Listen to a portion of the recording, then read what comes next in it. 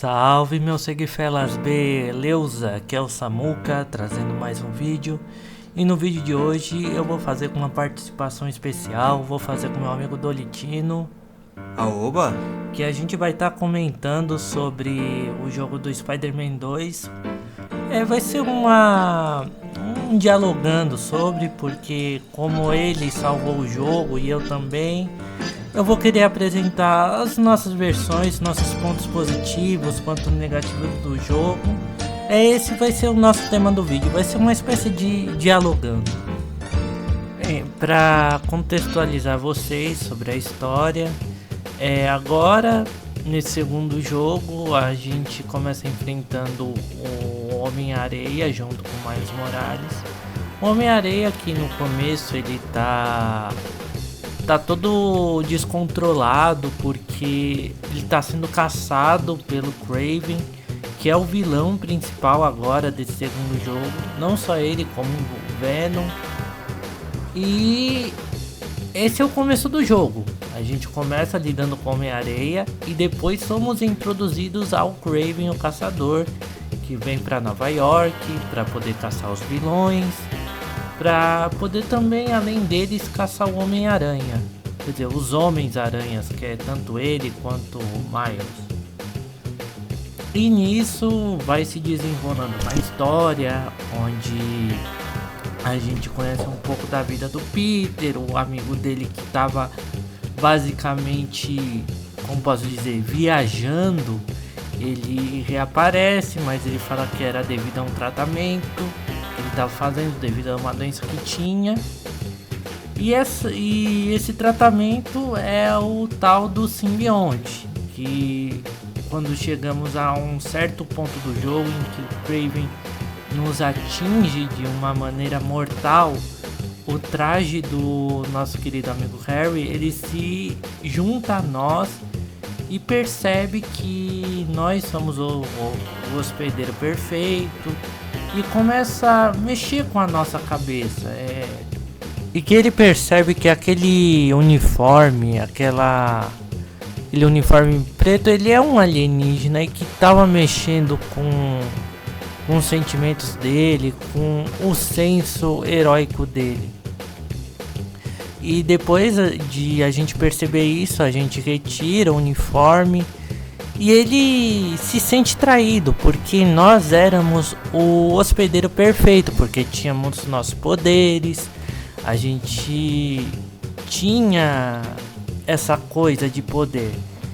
Porém, depois que tiramos, ele se sente traído, assim também como nosso amigo Harry se sente traído, porque a gente não devolveu o uniforme para ele também. E também tem toda a questão do Norman falar pro Peter que sente como se ele fosse também um filho para ele, e Harry se sente traído nisso. Então, tanto o simbionte quanto o Harry se uniram devido a essas causas. E aí, quando os dois se unem e formam o Venom, eles têm uma visão totalmente distorcida de querer mudar o mundo, de curar o mundo, formando assim uma espécie de colmeia. E com essa visão totalmente deturpada, tentar criar novamente o planeta Venom. E cabe ao Peter e ao Miles tentar impedir isso. Dado agora a introdução do jogo, o resumo em si, nós vamos apresentar os nossos pontos tanto positivos quanto negativos sobre a história e a gameplay e os pontos altos e baixos em si. Bora lá! Bem, um dos pontos positivos que eu acho que esse jogo acertou foi colocarem o Kraven como um dos vilões principais, já que eu vejo que ele não é muito bem representado e às vezes fica fora dos holofotes, sendo que ele é um ótimo personagem. Sim, e como ele foi mostrado no começo, por ele estar tão tedioso, por não ter uma caça digna que alimente o senso de caçador dele, e um dos lacaios dele mostrar que em Nova York tinha vilões com potencial para ser uma boa caça, aquilo revigoriza ele. Sim, inclusive isso é uma das coisas que fez eu gostar bastante das cenas com ele, porque mostra principalmente os vilões do primeiro jogo sendo caçados por ele. Então eles estão no outro papel. Geralmente eles caçam o Homem-Aranha e agora eles estão sendo caçados. É verdade. E com isso gerou uma coisa que eu fiquei um pouquinho chateado, mas eu achei bastante interessante, é que os vilões icônicos do Homem-Aranha são abatidos um a um. Na fase lá em que o Homem-Aranha começa a analisar as gravações do Kraven, ele vê que o Kraven matou o Escorpião, matou também o Abutre, e tipo, ele vai eliminando um a um. E os vilões que restaram, é legal de se ver na história desse jogo que eles aprenderam com o erro deles e estão tentando levar uma vida honesta. Por exemplo, Tombstone, ele está trabalhando num parque de diversões. O Mistério também meio que fazendo o próprio tipo de entretenimento com a tecnologia dele. E até o Senhor Negativo, ele se arrepende do que ele fez com a May no primeiro jogo, tanto que ele nem tenta escapar da prisão, ele está ali tentando enfrentar os próprios demônios. Então há uma forma de humanizar os personagens e trazer uma outra visão, não que eles sejam só os caras ruins, mas sim os caras que se arrependeram e estão tentando viver normalmente. E fora também uma outra coisa que é da parte do Miles, que o tio dele, que era o Prowler, a mãe dele no jogo do Miles Morales, ela tinha raiva do tio dele. Só que agora ela até oferece um andar de cima do apartamento onde eles moram pro tio dele morar. Isso é interessante nisso, porque a raiva que ela tinha do cara, ela deixa de lado pra se unir com a família de novo. Isso é bastante legal. Outra coisa legal também no jogo é a interação com os personagens secundários. Quando a gente tá lá fazendo uma missão, seja de impedir algum assalto, e que aparece o Miles ou qualquer outro personagem que seja, o Ralph ou até o Harry quando tá com a roupa de simbionte, quando a gente termina de finalizar os inimigos, a gente tem uma interação apertando o triângulo, que eles fazem aquele meme do Homem-Aranha, que é apontando um pro outro, ou também eles se dão até um abraço. Isso, inclusive, é bem divertido porque conforme vai passando a história do jogo, você vê os personagens em si comentando sobre o que aconteceu.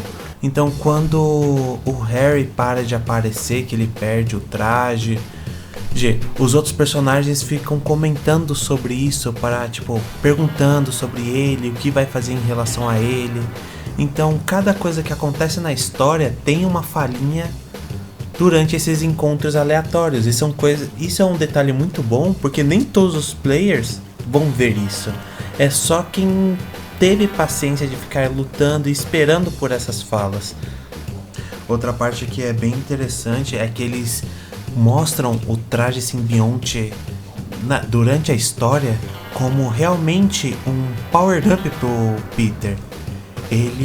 Você visivelmente vê que ele está mais forte e que o traje simbionte está mexendo com ele. Então você percebe ele ficando mais arrogante, ficando com mais raiva.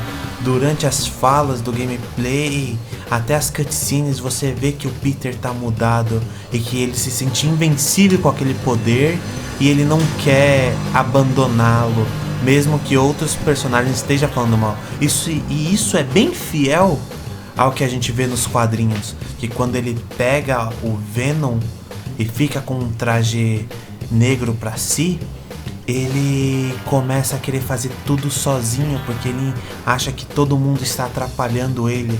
E isso é o Venom falando na cabeça dele e incentivando ele a ser assim, ele a querer ficar só com ele. Fora também outra coisa que eu pude perceber é na entonação da voz do Peter quando tá com o traje simbionte. Eu, por exemplo, como eu assistia bastante o desenho do Homem-Aranha, quando ele tava com o traje simbionte, ele tinha uma voz mais grave, ficava com uma entonação de raiva mesmo. E o dublador do jogo também teve essa sacada assim de fazer o Peter com uma voz mais grossa, uma voz mais com raiva assim, quase parecendo até o Batman, digamos assim. E algo muito engraçado sobre essa questão da personalidade é que você vê que o visual do Peter quando ele está com o simbionte é uma clara referência aos filmes do Tobey Maguire, quando ele pega o Venom pra si e vira o Peter Parker emo, que todos nós amamos e adoramos. Ou também conhecido como Bully Maguire. Bem, quando chega na parte final da história, que é a invasão simbionte, como eu já disse no review, me fez lembrar bastante o jogo do Web of Shadows do Xbox 360, porque quando o Venom vai pegando os civis e transformando em simbiontes, é uma coisa que é um processo que tipo de transformar a pessoa para fazer parte do coletivo, da colmeia que o Venom tá querendo criar com o intuito de curar o mundo. E uma parte muito legal dessa parte dos simbiontes é que você vê o mapa sendo transformado num planeta simbionte, que nem o Samuka falou. Parece muito Web of Shadows. Você vê a cidade cheio daquela gosma negra, os prédios sendo engolidos, todas as pessoas se transformando em simbiontes, pessoal desesperado para sobreviver. E além de aparecer uma das personagens filhas do Venom, já que quando a Mary Jane se transforma, ela não se transforma num simbionte qualquer, ela se transforma na Scream, que é uma referência a vários quadrinhos dos simbiontes, na qual ela se torna um personagem importante, assim como o Carnificina, que aparece nas sidequests do culto. Bem, a gameplay em si ela tá bastante legal. Curti porque agora a cidade ela tá maior. Dá pra gente utilizar as novas acrobacias, utilizar também os novos equipamentos, que um deles seria a teia no sovaco, que ajuda a gente a se movimentar e até chegar mais rápido em certos pontos da cidade para fazer as missões. E também, como eu disse, as novas acrobacias, como por exemplo do Peter, que quando a gente está caindo de um ponto muito alto, ele começa a montar um cubo mágico. Já o Miles mexendo no celular. Isso é bastante interessante. Sim, inclusive uma parte bem legal é que você sente que a movimentação está bem ligada ao gameplay da história. Muitas cenas você tem que ficar se movimentando de forma ágil pela cidade, ou até mesmo desviar enquanto você se balança de vários objetos. Bem parecido com as partes do 1, na qual a gente tinha que desviar dos destroços que o helicóptero estava deixando. Nesse caso a gente desvia do Sandman no início do jogo, ou fica fugindo do Lizard durante as missões dele. E essa foi uma parte muito boa perante a movimentação. Você sente a movimentação bem mais fluida do que o primeiro. Bem, nesse segundo jogo, o combate tá bem mais simplificado, porque a gente tinha barras de combo, que apertava o triângulo de bolinha para executar um combo para poder bater no inimigo em si. E quando a gente tinha as 3 barrinhas cheias, a gente podia fazer diversos combos, podia bater em mais de um inimigo, e nesse faltou isso, apesar, continua tendo os combos, mas só que não é igual o primeiro. Fora também que eu senti falta é que quando a gente liberava cada traje, o traje ele vinha com uma habilidade especial no primeiro jogo. Já nesse é só estética mesmo. Por exemplo, no primeiro jogo, quando a gente liberava o traje da batalha final, ele dava super força, a gente podia bater de boa nos inimigos que eram brutamontes. Ou por exemplo também no traje do Aranha Escarlate, a gente criava uns clones holográficos e quando o inimigo vinha, ele dava choque nos inimigos. Então, outra coisa que foi bastante simplificada foram os gadgets do Peter Parker, pois vários deles foram removidos e a evolução dos que se mantiveram não está tão expressiva como foi no primeiro jogo. Então, dentro dos gadgets removidos foi tipo a granada de som, a granada antigravitacional, várias coisas que a gente tinha para utilizar no primeiro jogo e fazer diversas estratégias foram muito simplificadas nesse jogo. Não sei se foi por causa que não queriam deixar o Peter muito mais forte do que o Miles, já que o Miles quase não usa gadgets, ele usa praticamente só os poderes baseados em eletricidade dele, mas foi algo que foi bastante simplificado e até frustrante para quem gostou do primeiro jogo.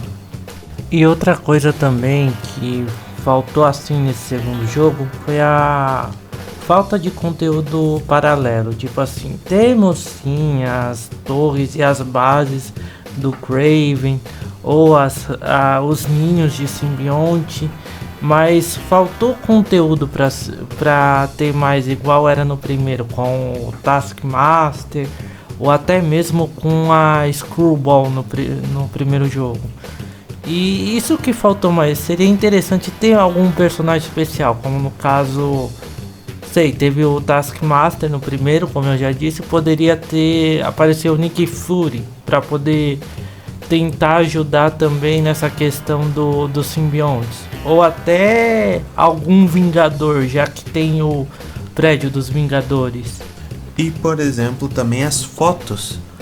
No primeiro jogo as fotos eram muito importantes para você coletar materiais, e também havia as fotos escondidas, que se você tirasse fotos secretas no mapa, você conseguia até liberar uma roupa especial para o Peter Parker. Outra coisa também são as batalhas de chefe. As batalhas de chefes, elas são sim bem cinematográficas, bonitas de se ver, porém elas são simples. Os chefes raramente têm uma segunda fase, e se tem uma segunda fase é só eles utilizando os mesmos golpes da primeira, só que com uma frequência maior. O único que se destaca mesmo é o Kraven, porque numa das batalhas que a gente está com o traje simbionte, ele descobre sobre o sino e o fogo ser forte contra o traje. Então no meio da batalha nós temos que parar o sino e não deixar ele atear fogo na gente. Mas a batalha contra o lagarto, ela é a mesma para todas as vezes que a gente encontra ele. A batalha contra o Sandman é muito simples, é só ficar balançando e jogando os objetos nele. Não tem uma batalha, algo único para se fazer. É literalmente apertar 2 botões enquanto você se balança e desvia de destroços jogados. Quando a gente tá fazendo um dos covis do Kraven, a gente conhece um pouco da história dele, um pouco da família dele. E a gente percebe que depois que a gente completa essa missão, toda a família dele se autodestruiu pra saber quem iria matar o Kraven, né? Porque parecia que tinha uma rivalidade, onde eles viviam em base de guerra, porém, só que eu esperava mais essa parte. Esperava que a gente tivesse algum confronto com algum filho do Kraven, porque nas histórias em quadrinhos, os filhos do Kraven vão atrás do Homem-Aranha por ter matado, digamos assim, o Kraven na HQ A Última Caçada de Kraven. Só que não foi culpa dele. E tipo, eu esperava isso, enfrentar algum filho do Kraven no final de alguma das torres dele, de algum dos covis, enfrentar um filho dele, igual é na HQ, e não teve isso. Podia ter esse background bem mais trabalhado nessa parte. continuando sobre o Kraven, é muito escroto que vários dos vilões que ele caçou foram caçados de fundo. A gente não vê esses vilões sendo caçados, a gente não vê nada sobre eles, a gente só chega em uma parte e vê que uns foram mortos e outros estão presos. Tipo, os vilões do Homem-Aranha são conhecidos por ou serem fortes ou terem alguma coisa, algum impacto na história, e eles são caçados e nem existe notícia sobre isso. A cidade, a luta não ocorreu na cidade, não deixou destroços, como se o Kraven tivesse ido enquanto eles estivessem dormindo e pegado eles. E, tipo, a caçada deles pra gente só é contada através de meio segundo numa cutscene. Outra coisa que o jogo acaba pecando muito é que muitas missões que poderiam ser missões secundárias são tratadas como missões principais e acabam cortando muito o passo do jogo. Tipo, o Homem-Aranha está sendo caçado junto com todos os outros vilões e ele para ajudar um menino do colégio a se declarar pro amor dele. Ou a própria namorada do Miles, a gente tem que parar para fazer uma missão delas mexendo com grafite, sabe? São coisas que quebram muito o fluxo da história e não adiciona nada de realmente importante. Por exemplo, a gente tem as missões do Peter lembrando da infância com o Harry. Por mais que seja uma quebra em toda a ação, é algo importante para a história para poder desenvolver os dois personagens. Já esse colegial e a namorada do Miles, eles não aparecem de forma relevante na história, então acaba cortando muito o fluxo que ela está seguindo, como se essas cenas fossem só feitas para encher um pouco mais o tempo de gameplay que a gente teria. Uma outra coisa também é sobre ter reciclado a parte furtiva com a Mary Jane.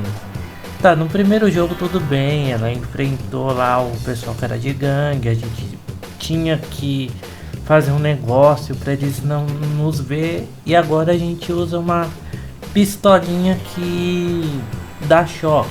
E acho que quebrou muito essa parte de investigativa, porque ela é uma repórter, então ela tinha que ir atrás das informações, pegar uma pista aqui, outra pista ali, e aí a gente podia entrar numa parte de puzzle para poder tentar descobrir alguma informação importante que pudesse jogar pro Peter e pro Miles para poder solucionar algum tipo de problema, seja encontrar os vilões ou tentar reverter alguma coisa dos simbiontes. Aí sim seria legal a parte da Mary Jane. Fora também que essa parte de ela ser repórter não é muito a cara dela, porque se a gente for nas HQs, a Mary Jane é o que? A Mary Jane é atriz, a Mary Jane é top model, e isso quebrou muito o sentido dela. Inclusive, isso é uma parte importante pro relacionamento entre os dois, porque você vê que a maioria das brigas que eles tiveram como casal é porque o Peter não consegue conciliar a vida de Homem-Aranha com a vida pessoal, então ele acabava perdendo muitos eventos importantes para a Mary Jane, como apresentações, desfiles, e ela cansou de estar em segundo lugar. Já nesse, com ela como repórter, ela acha que lidar com o JJ é mais estressante do que ser o Homem-Aranha, o que não é um sentido lógico pro personagem brigar. Como assim a vida de repórter é mais estressante do que o cara que está fazendo de tudo para salvar a cidade, não consegue manter um emprego por causa que ele se preocupa demais com as pessoas, mas para deixar elas sofrerem ao invés de tentar manter o emprego. E os motivos delas acabam ficando muito fúteis se você comparar com o resto da história. Parece que ela se tornou apenas um personagem que você vai sentir raiva. Ou seja, ela é uma Lois Lane da Shopee. E por último, tem o traje anti-Venom. Na HQ, o traje anti-Venom ele é criado pelo o Senhor Negativo, né? Porque o Ed Brock tava com câncer e tal, e a partir das células do Ed Brock ele cria o anti-Venom. E nesse, o Senhor Negativo ele também cria o traje anti-Venom, mas com a ajuda do Miles e com os resquícios do simbionte que tava no corpo do Peter. Só que era pro traje anti-Venom ser poderoso, ter uma batalha épica final com o Venom. Só que mesmo assim ele apanha pro Venom, e quem finaliza o Venom é o Miles Morales. Coisa que não faz sentido nenhum. O Miles ele tem os poderes de choque, tudo bem, mas seria bem mais, como posso dizer, bem mais plausível ter sido o anti-Venom ter derrotado o Venom no final, em vez do Miles, com um acelerador de partículas e tal. Porque faria bem mais sentido. E também, o final, parece que o Peter não vai ser mais o Homem-Aranha. Se eles quisessem deixar o Peter de lado e só o Miles ser o Homem-Aranha, poderia ter feito igual fez na HQ Ultimate. Ter dado a batalha épica lá pro Peter, ele ter morrido com um traje anti-Venom, e o Miles assim assumir a alcunha de Homem-Aranha a partir do resto do jogo. Mas no final o Peter desistir de ser o Homem-Aranha, ficou meio meh. Parece que eles quiseram que só o Miles fosse o Homem-Aranha, que tudo que o Peter representou durante esse tempo todo não fosse nada. Sim, isso parece que foi uma troca forçada do personagem. Não conseguiram escrever um roteiro na qual tornasse plausível o Peter deixar de ser o Homem-Aranha, porque ele deixar de ser o Homem-Aranha vai contra tudo que o personagem acredita sobre o que o Tio Ben ensinou a ele. Então foi algo bem egoísta ele decidir: vou parar de ser o Homem-Aranha para poder ficar com a MJ e fazer só a empresa. Porque se for assim, se tiver acontecendo algum crime, ele nunca mais vai aparecer, e deixar nas mãos do Miles, que tem pouquíssimo tempo de Homem-Aranha e que não tem os mesmos conhecimentos de como é ser um super-herói que ele vai deixar o que seria o aprendiz dele se ferrar sem o tutor. Então ficou meio estranho esse final. A única coisa boa desse final é que mostraram o Camaleão. E já que mostraram o Camaleão, parece que vamos ter alguma continuação da história. Esperamos que eles coloquem bem mais esforço em escrever os problemas que o Peter tem com o Camaleão, já que ele sempre foi uma pedra na bota dele. Outra coisa também, o Ed Brock. Onde o Ed Brock vai entrar se por acaso tiver um terceiro jogo? Ele vai ser o próximo Dr. Octopus, igual foi na HQ A Sombra da Aranha? Ou ele vai ser o novo portador do Venom? Ou eles vão descartar de vez o Ed Brock e vai vir agora o Duende Macabro ou o Duende Verde no terceiro jogo, como foi mostrado na cena pós-crédito. Terminando mais esse vídeo, galera, foi uma experiência diferente. Eu trouxe meu amigo Dolitino para estar comentando sobre o jogo. Espero que vocês tenham curtido. Esse foi uma espécie de dialogando, talvez uma coisa que eu traga no canal. E muito obrigado, Samuca, por ter chamado para falar sobre esse jogo. Afinal, um jogo que eu realmente gostei. Comprei ele na pré-venda e joguei quando lançou. Por mais que ele tenha seus defeitos, ele foi um jogo bem divertido de se jogar. E é bom poder expressar um pouco sobre as minhas ideias do que poderia ser melhor ou de coisas que eu realmente gostei. Caso não for inscrito no canal, se inscreva. Eu vou deixar o link do canal do Dolitino na descrição do vídeo, assim como eu venho deixando já há algum tempo. Vejo vocês no próximo vídeo e até!